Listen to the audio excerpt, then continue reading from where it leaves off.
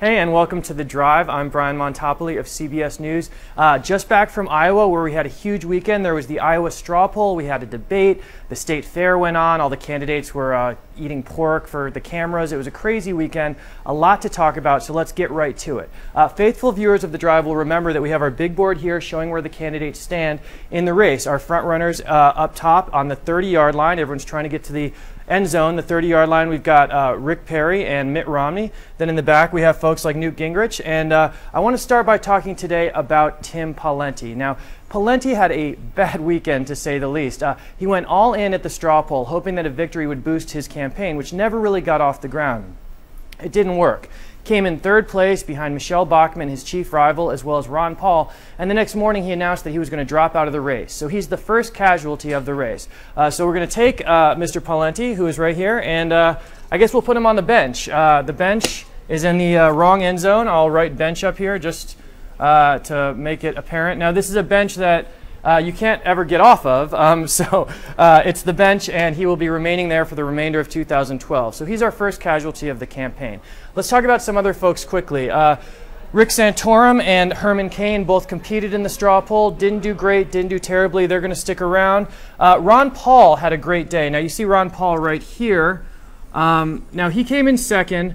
Paul's still somebody who people view as not a real contender for the nomination, but he's got a shot, a very slim shot. We're going to move him up a little bit thanks to a straw poll victory, out to about the 10-yard line here.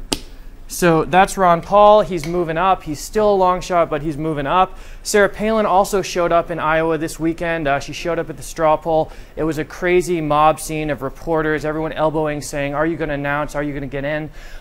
Palin still could shake this race up, but right now she remains a very controversial figure, very divisive, and I don't see her as a strong threat to the nomination. There are three folks we're talking about as the real sort of contenders at this point. That would be Perry, Romney, and Representative Michelle Bachmann, who of course won the straw poll. You see Bachmann here on about the 15-yard line. We're going to move her up after her victory. She had a bit of a victory lap following her win. She went on all the Sunday shows. Her visibility is way up. We're going to push her up to about the 20-yard line here. I think she remains somebody who still is a little bit on the outside looking in. She's seen as sort of a fringe candidate still at this point, somebody who with a lot of appeal to social conservatives, but who maybe can't compete with the fiscal conservatives and with the establishment folks that the other two compete with. Now, Rick Perry officially jumped into the race this weekend. He took a huge shot at President Obama in his announcement speech, really went after the president, said he wasn't making the economy work, and of course he can point to Texas's jobs record.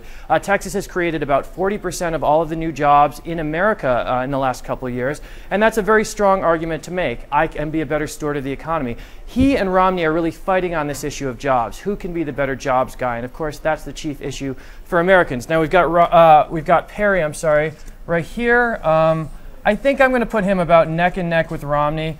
It's really about a toss-up right now between which of the two has the better shot for the nomination.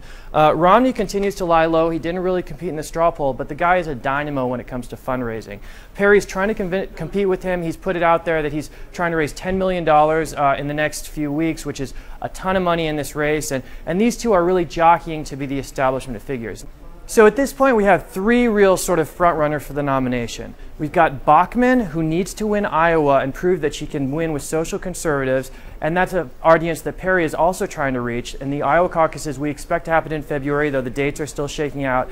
And then we've got Perry and Romney, who will be fighting out in New Hampshire, the next key early voting state that comes a few days after Iowa. So that's what we'll see looking forward. A lot's going to happen between now and then. So stay with us on The Drive. We'll be doing this every week, talking about where things stand. Some of these candidates are going to join Mr. Pawlenty on the bench. So be sure to stay with us. It's going to be an exciting fight. I'm CBS News' Brian Montopoli, and we'll see you next time.